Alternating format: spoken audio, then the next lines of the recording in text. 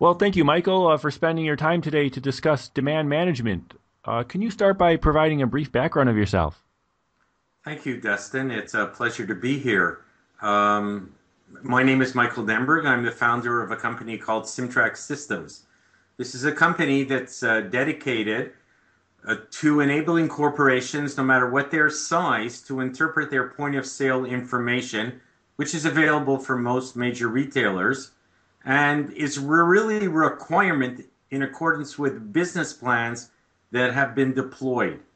Simtrack has evolved into a company that is focused and dedicated that enables corporations to interpret their point of sale in order to help them increase their sales and improve their bottom line. Okay, this information that's readily available should be cost effective in nature. And we feel that the ability to acquire such information at a relatively inexpensive cost, then they're able to play with the bigger boys like the IBMs of the world in dealing with their retail partners. One of the things that Simtrack does, and it understands, it tries to put together two bits of pieces of information. Data that is culled from a retailer plus their own. It creates information and therefore it creates intelligence. During the past 15 years, when Simtrack has been available to the general populace, we note that with the increase of intelligence, there is an increase of profit. Okay? Can you talk about what is demand management? How do you define it? Okay, demand management, we would call it the back door to supply chain management. It's understanding what the populace wants, and it tells that to the retailer. It tells that to the retailer based on the fact of how their product is selling in the store.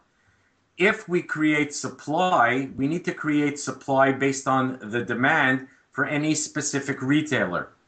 It is always nice to have tons and tons of inventory available to you, but you have the right inventory in the right place. That's good for the retailer.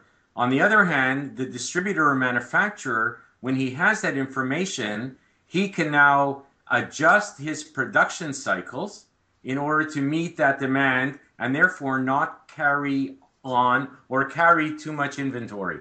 What we call this in Simtrack is establishing your business IQ. Okay, business IQ is defined by Simtrack as the its inventory quotient, the ability to maximize your inventory levels in order to produce higher turns and greater profits based on existing stock levels.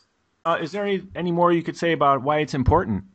It's important because what it does is it keeps both the retailer and the supplier on an effective communication grid.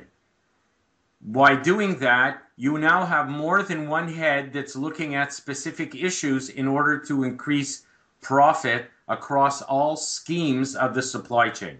And who needs it? Anybody who does business in an environment where supply and demand is required. It's one thing to produce an order.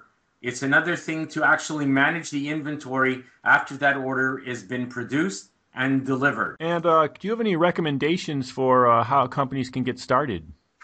One of the issues that companies have is that they do not have a sustainable IT scenario that will allow them to do this.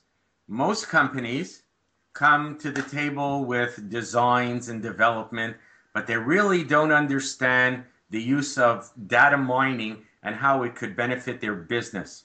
One of the things is that this data mining environment can be very, very costly. Simtrack is, one could say, simple, it's effective, and most importantly, it's economical. Well, thank you, Michael, for sharing your views today on demand management. Thank you, Dustin. Have a good day.